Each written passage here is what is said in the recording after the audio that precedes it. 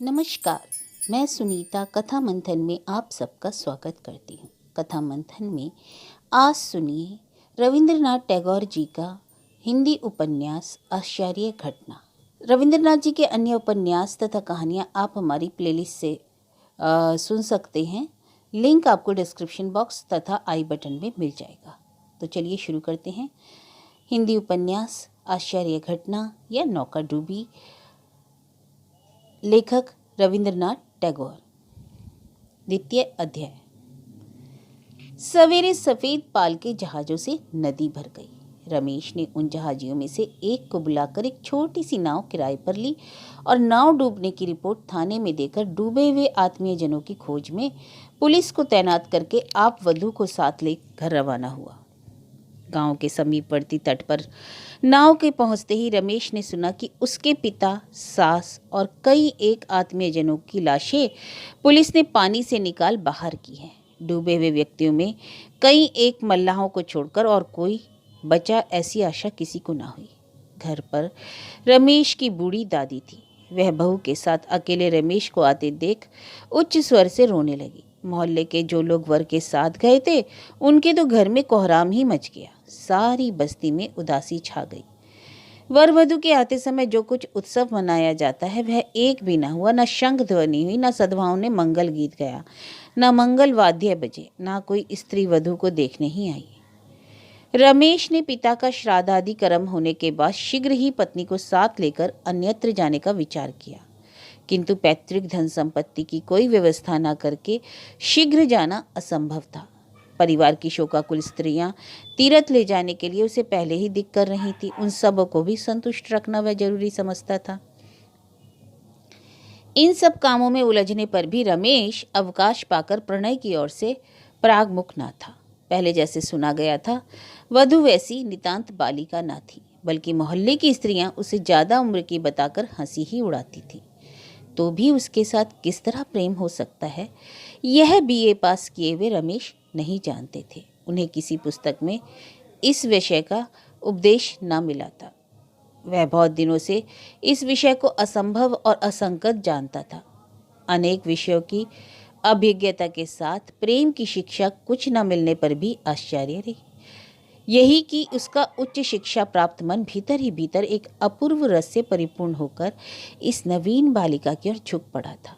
वह उस बालिका में कल्पना के द्वारा अपनी भविष्यत गृह लक्ष्मी का ध्यान करने लगा और ध्यान के समय उसे वह नववधु, तरुणी, प्रेयसी और संतानों की प्रौढ़ माता के स्वरूप में दिखाई देने लगी।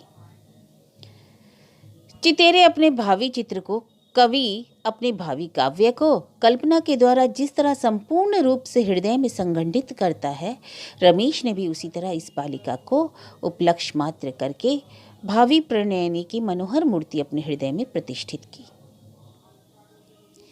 इसी तरह प्रायः 3 मास बीत गए। इतने दिनों में धन संपत्ति का सब प्रबंध ठीक हो गया। मोहल्ले की कितनी ही विधवाएं तीर्थ सेवन के लिए आतुर हो उठी। पड़ोस की कुछ 2-1 बालिकाएं नववधु के साथ साख्य भाव बढ़ाने के हेतु उसके घर आने जाने भी लगी। रमेश के साथ बालिका के अनुराग का पूर्व रूप कुछ कुछ दिखाई देने लगा। अब सांझ को वे दोनों छत पर एकांत में बैठकर परस्पर प्रेम संभाषण भी करने लगे। रमेश कभी पांव की आहट बचाकर पीछे से आकर बालिका की आंखें मूंदता था, कभी उसका मस्तक अपनी छाती से लगाता था। जब रात कुछ अधिक ना बीतने पर वह बिना खाए सोए रहती थी, तब रमेश उसे अनेक उपाय से जगाकर उसकी क्रोध सहित तिरस्कार सूचक बातें सुनता था। एक दिन रमेश ने बालिका की वेणी हिलाकर कहा, सुशीला, आज तुम्हारा बाल बांधना अच्छा नहीं हुआ। बालिका बोल उठी, अच्छा यह है तो कहिए, मुझे सुशीला कहकर क्यों पुकारते हैं? रमेश इस प्रश्न का मतलब कुछ ना समझकर चुप हो रहा और उसके मुंह की ओर देखने लगा। वधु ने कहा, मेरा नाम बदल देने से क्या मेरे दिन फिर जाएंगे? मैं तो जन्म की ही अभागिन हूँ और जब तक मैं न मरूंगी तब तक मेरा दुर्भाग्य दूर ना होगा। रमेश का कलेजा धड़क उठा।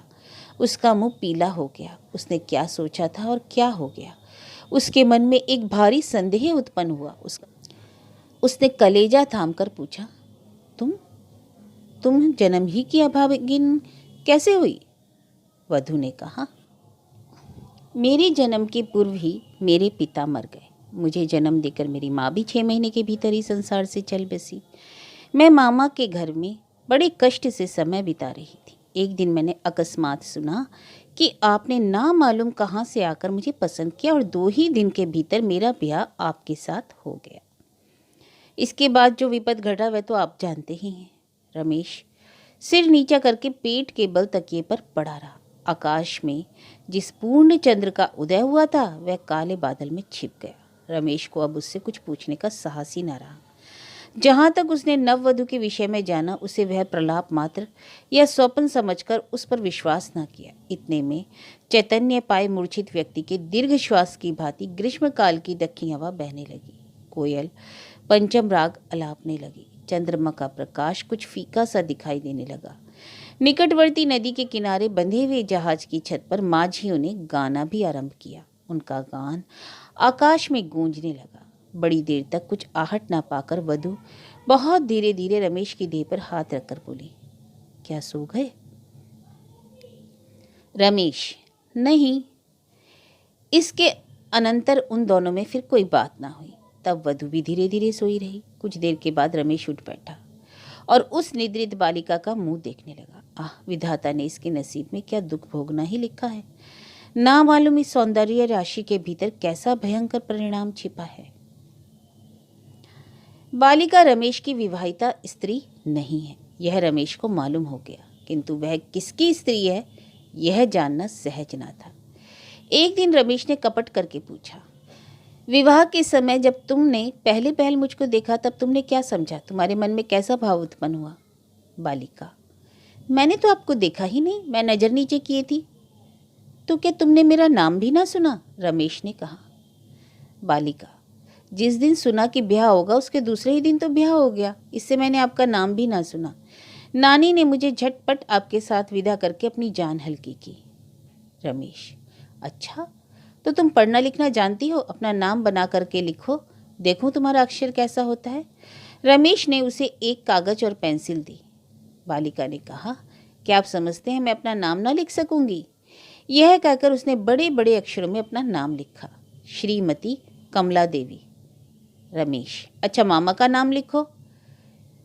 कमला ने लिखा, श्रीयुत तारिणी चरण। फिर पूछा, कहिए लिखने में कुछ भूल तो ना हुई? रमेश, नहीं। अच्छा, अपने गांव का नाम लिखो। उसने लिखा, धर्म पुष्कर। इस प्रकार अनेक युक्ति से बड़ी सावधानी के साथ रमेश ने इस बालिका का जहां तक जीवन वृतांत जाना उतने से उसका जीना भरा। उसे बहुत बातें जानने को बाकी भी रह गईं। रमेश एकांत में बैठकर उसके संबंध की बात सोचने लगा। अधिकतर संभव है इसका पति डूबकर मर गया है। यदि इसके ससुराल का पता लगे तो वहां इसे भेज देने से वे लोग इसको अपने यहाँ रखेंगे या नहीं, इसमें संदेह है। और मामा के घर भेज देने में भी इसका कुशल नहीं है। इतने दिन वधू के रूप में दूसरे के घर रहकर यदि आज इसकी असली हालत जाहिर हो तो समाज में इसकी क्या गति होगी? कौन इसे रहने को जगह देगा? कदाचित इसका स्वामी जीता ही हो तो क्या अब वह इसको ग्रहण करेगा? यह लड़की अब जहाँ जाएगी वहीं इसके ऊपर आफत का पहाड़ टूट पड़ेगा। रमेश इस बालिका को पत्नी के सिवा दूसरे भाव से अपने पास रख नहीं सकता। कोई जगह भी ऐसी नहीं जहाँ इसे भेजकर वह निश्चिंत हो। जब वह दूसरे की स्त्री है तब उसे अपने पास रखकर उसके साथ अपनी विवाहिता स्त्री का सा व्यवहार करना भी रमेश अयुक्त समझता था। उसने इस बालिका को अपनी पत्नी जानकर जो उसे अपने हृदय पट पर गृहलक्ष्मी की मूर्ति में अंकित किया था वह बिल्कुल व्यर्थ हुआ। रमेश अब अपने गांव में अधिक दिन ना रह सका। वह यह सोचकर कि कलकत्ते में लोगों की भीड़ में गुप्त रीति से रहकर कोई उपाय ढूंढ निकालूंगा, कमला को साथ लेकर कलकत्ते आया। जहां पहले रहता था वहां से दूर एक नया मकान किराए पर ले लिया। कमला को कलकत्ता देखने की बड़ी उत्कंठा थी। पहले दिन मकान में प्रवेश कर वह झट झरोके पर जा बैठी। वहां से वह कौतूहलवर्धक भांति भांति के दृश्य देखकर चकित होने लगी। रास्ते पर असंख्य लोगों को आते जाते देखकर उसके आश्चर्य की सीमा न रही। उसके घर में एक दासी थी। उसके लिए कलकत्ता पुराना था। वह बालिका के विस्मय को भारी मूर्खता समझ क्रुद्ध होकर बोलने लगी, कौन ऐसा अनोखा तमाशा है जो पैरों से देख रही हो? बैठी ही रहोगी या अपना कुछ काम भी देखोगी? दासी रात को इनके घर रहने को राजी न हुई। वह दिन भर काम करके रात को अपने घर चली जाती थी। रमेश को तत्काल ऐसी कोई दासी ना मिली जो रात में उनके यहाँ रहना मंजूर कर दी। रमेश सोचने लगा, कमला के साथ अब पत्नी का स्वभाव रखना उचित नहीं। दूसरी जगह वह रात में अकेली कैसे सो सकेगी? उसके साथ पूर्ववत प्रेम संभाषण न करने से वह अपने मन में क्या समझेगी? उसे पूर्ण विश्वास है कि मैं ही उसका पति हूँ। यद्यपि वह अभी तक सांसारिक विषयों से अपरिचित है, तो भी वह मेरे साथ पत्नी के कर्तव्य का यथासाध्य पालन करना अपना धर्म समझती है। रात में दोनों को खिला पिलाकर दासी चली गई। रमेश ने कमला को सोने की जगह बताकर कहा, तुम यहाँ सो रहे हो, मैं इस पुस्तक को पढ़कर ही सोऊंगा। यह कहकर रमेश एक पोथी हाथ में लेकर नाम मात्र को पढ़ने लगा। कमला दिन भर की थकी थी, उसे नींद आते देर न हुई। वह रात तो इस तरह कट गई। दूसरे दिन भी रमेश ने किसी बहाने से कमला को अलग ही एक बिछाने पर सुला दिया। उस दिन बड़ी गर्मी थी। जिस घर में कमला सोई थी उसके सामने खुली छत पर रमेश एक दरी बिछाकर सोया रहा। अपने हाथ से पंखा झलते झलते और मन ही मन भांति भांति की चिंता करते करते वह गाढ़ी निद्रा में निमग्न हो गया। रात के 2:30 बजे जब रमेश ने एक बार करवट ली, तब उसे जान पड़ा जैसे कोई उसके पास बैठकर पंखा धीरे धीरे झल रहा है। उसने आंख खोलकर देखा, सुशीला चुपचाप बैठी पंखा झल रही थी। रमेश ने उसका हाथ पकड़कर कहा, तुम अपनी चारपाई पर जाकर सोए रहो, पंखा झलने की कोई जरूरत नहीं है। यह कहकर रमेश सो गया। कुछ देर बाद सरल स्वभाव कमला भी रमेश के पास ही सोई रही। रमेश खूब तड़के जाकर बड़ा ही विस्मित हुआ। देखा, कमला अपनी दाहिनी बाह उसके कंठ पर दिए नींद में सोई है।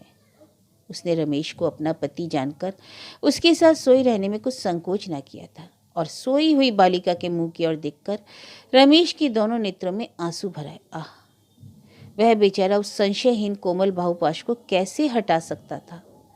रात में वह बालिका उसके पास बैठकर उसकी निद्रित अवस्था में जो धीरे धीरे पंखा जल रही थी, यह भी उसे स्मरण हो आया। रमेश लंबी सांस लेकर अपनी आंखें पहुंच धीरे धीरे बालिका के बाहुबंधन को ढीला करके बिछौने से उठ गया। आखिर बहुत सोच विचार कर रमेश ने कमला को कन्या पाठशाला में रख देने का निश्चय किया, इसलिए कि ऐसा करने से वह कुछ काल के लिए चिंता से छुटकारा पा सकेगा। रमेश ने कमला से पूछा, तुम पढ़ोगी? कमला रमेश के मुंह की ओर देखने लगी।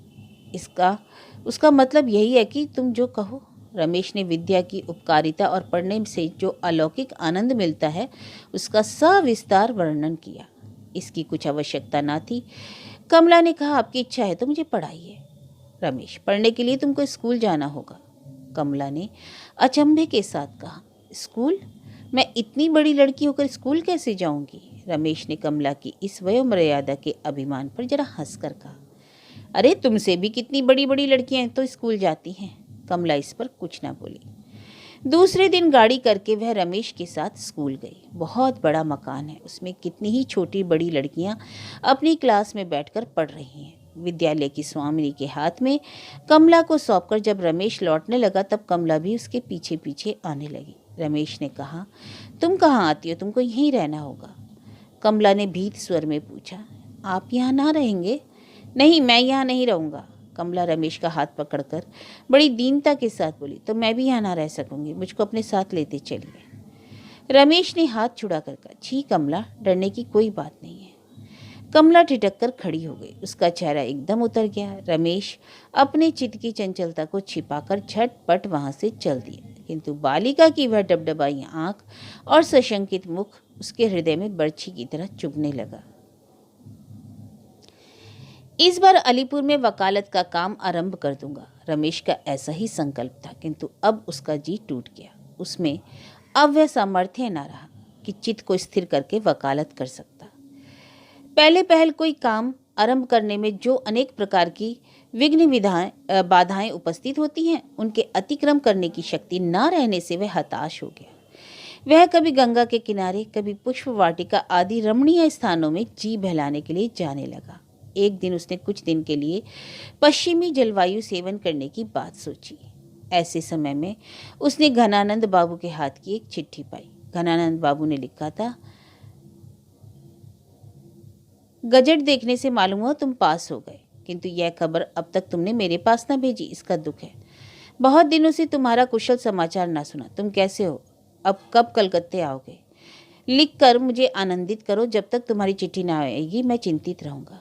यहाँ पर इतना लिख देना असंगत ना होगा कि घनानंद बाबू विलायत गए हुए लड़के के बाद उसी पर दृष्टि डाले हुए हैं।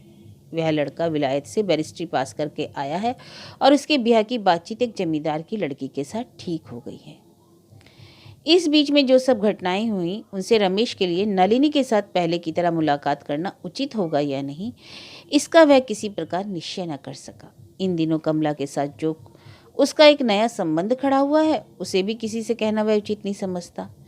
निरपराधिनी कमला को वह समाज में तिरस्कृत करना भी नहीं चाहता। अन्यथा ये सब बातें बिना स्पष्ट रूप से कहे नलिनी के पास वह अपना पहले का अधिकार क्यों कर प्राप्त कर सकता है। जो कुछ हो, घनानंद बाबू के उत्तर देने में विलंब करना उचित न जान रमेश ने उनको लिखा, मैं अनेक आवश्यक कार्यवश न आपकी सेवा में हाजिर हो सका, न कोई पत्र भेज सका, क्षमा कीजिएगा।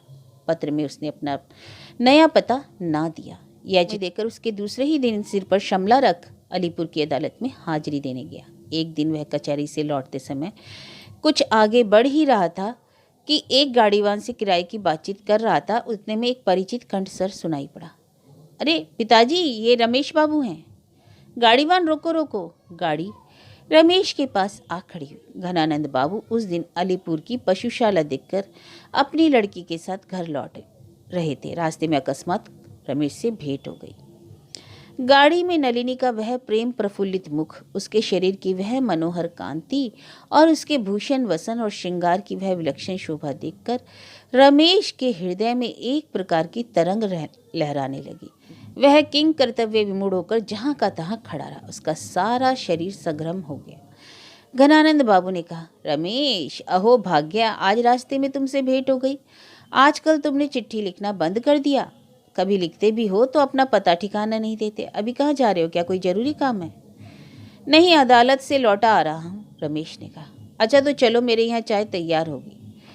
रमेश कुछ उज्र न करके गाड़ी में जा बैठा। उसने अपने हृदय के से संकोच के पर्दे को हटाकर नलिनी से पूछा, आप अच्छी तरह हैं? नलिनी ने इस कुशल प्रश्न का उत्तर न देकर कहा, आपने वकालत पास करने की खबर हम सबको ना दी क्यों?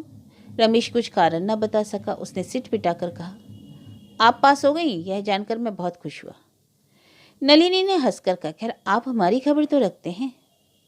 घनानंद, तुम अभी कहाँ ठहरे हो? जी, दर्जी पाड़े में। क्यों? कोलूटोला में तो तुम्हारा पहला मकान तो बुरा ना था। नलिनी उत्तर की अपेक्षा से विशेष कौतूहल के साथ रमेश का मुंह देखने लगी। वह दृष्टि रमेश के हृदय में गड़ गई। वह झट बोल उठा, हाँ, फिर उसी मकान में आने का इरादा है। मकान बदलने के कारण जो नलिनी उसे दोषी समझकर मन ही मन नाराज हुई, उसे रमेश भली भांति समझ गया। वह अपने को निर्दोष साबित करने का कोई उपाय न देख चुप हो गया। उधर से फिर कोई प्रश्न न हुआ। नलिनी गाड़ी से मुंह निकालकर सड़क की ओर देखने लगी। रमेश अब चुप ना रह सका। वह आप ही आप बोल उठा, मेरा एक नातेदार है, दुबा मोहल्ले में रहता है, बीमार है। उसी की देखभाल के लिए मैंने दर्जी पाड़े में मकान भाड़े पर लिया है। रमेश ने एकदम झूठ ना कहा, पर बात कुछ असंगत सी जान पड़ी, क्योंकि बीच बीच में नातेदार की खबर लेने के लिए हेदुआ से कोलूटोला कुछ उतनी दूर ना था। नलिनी की दोनों आंखें गाड़ी के बाहर सड़क ही की ओर गड़ी रहीं। हतभाग्य रमेश क्या कहकर नलिनी को अपनी ओर आकर्षित करे, यह उसकी बुद्धि में न आया। उसने एक बार केवल यही पूछा, योगेंद्र का क्या हाल है? घनानंद बाबू, यह कानून की परीक्षा में फेल होकर पश्चिमी में हवा खाने गया है। गाड़ी घनानंद बाबू के फाटक पर पहुंच गई। परिचित घर और उसकी सजावट ने रमेश के ऊपर मंत्र जाल फैला दिया। वह दीर्घ निश्वास लेकर चाय पीने लगा। घनानंद बाबू ने रमेश से पूछा, इस दफे तो तुम बहुत दिन घर पर रहे, क्या कोई विशेष कार्य था? रमेश, पिता का परलोक हो गया। ओह, यह क्या कहा? कैसे हुई उनकी मृत्यु? वे पद्मा नदी में नाव पर घर आ रहे थे। एकाएक तूफान आने से नाव डूब गई, साथ ही वे भी डूबकर मर गए। तेज हवा उठने से जैसे बादल दूर होकर आकाश निर्मल हो जाता है, वैसे ही शोक संवाद से रमेश और नलिनी के बीच जो मनोमालिन्य छा गया था, एकदम दूर हो गया। नलिनी ने मन ही मन पश्चाताप करके कहा, रमेश बाबू को तो मैंने व्यर्थ ही दोष दिया। वे पितृवियोग के शोक में डूबे थे। अब भी उनके हृदय से प्रायः वह शोक दूर नहीं हुआ है। इसी से उनका जी ठिकाने नहीं है। उन पर कैसी आपदा आई, उनके मन में कैसी गहरी चोट लगी है, यह सब बिना समझे बुझे हम उन्हें दोषी ठहराने लगे थे। नलिनी अब रमेश की बड़ी खातिर करने लगी। रमेश को खाने की इच्छा न थी। नलिनी ने बड़ा आग्रह और हट करके उसे खिलाया और मधुर स्वर, आप तो बहुत दुबले हो गए, आप शरीर की ओर से इस तरह क्यों लापरवाह हो गए। उसने घनानंद बाबू से कहा, पिताजी, रमेश बाबू आज रात में भी यहीं भोजन करेंगे। घनानंद बाबू बोले, अच्छा। इसी समय अक्षय कुमार वहाँ आया। घनानंद बाबू के चाय टेबल पर अक्षय कुमार का कुछ दिन से एक आधिपत्य सा हो गया था। आज सहसा रमेश को देखकर वह ठिठक गया। उसने मन का भाव छिपाकर मुस्कुराकर कहा, ये कौन है? रमेश बाबू, मैं समझता था शायद आप हम लोगों को एकदम भूल ही गए। रमेश ने इसका कुछ जवाब न देकर केवल मुस्कुराया। अक्षय कुमार ने कहा, आपके पिता इस बार जिस मुस्तैदी के साथ आपको यहाँ से पकड़ ले गए, उससे तो मैंने निश्चय किया था कि वे अब की बार आपका ब्याह बिना कराए तो आने न देंगे। कहिए, सब बखेड़ों को तय करके तो आए हैं। नलिनी ने रिस भरी चितवन से अक्षय कुमार की ओर देखा। घनानंद ने कहा, अक्षय, तुम नहीं जानते, रमेश के पिता का देहांत हो गया। अक्षय कृत्रिम शोक प्रकाशित करने लगा। रमेश उदासी के साथ सिर नीचा किए बैठा था। उसे दुख पर दुख दिया गया जान नलिनी मन ही मन अक्षय कुमार पर बहुत रुष्ट हुई। उसने रमेश की ओर प्रफुल्ल दृष्टि से देखकर कहा, हम सबों का नया फोटो तो आपने देखा नहीं। यह कहकर वह एल्बम लाकर रमेश को मेज के एक और ले जाकर चित्र दिखलाने लगी। उसकी आलोचना के साथ साथ नलिनी ने एक बार धीरे से पूछा, क्या नए मकान में आप अकेले रहते हैं? रमेश बोला, हाँ। आप मेरे घर के पास वाले मकान में आने में देरी ना करें, नलिनी ने कहा। रमेश, बहुत अच्छा, मैं इसी सोमवार को उसमें हाथ दूंगा। नलिनी, मैं समझती हूँ यहाँ आपके आने से मुझे बड़ा फ़ायदा होगा। बीच बीच में बीए की फिलॉसफी की आपसे समझ लिया करूँगी। रमेश ने इस पर विशेष प्रसन्नता प्रकट की।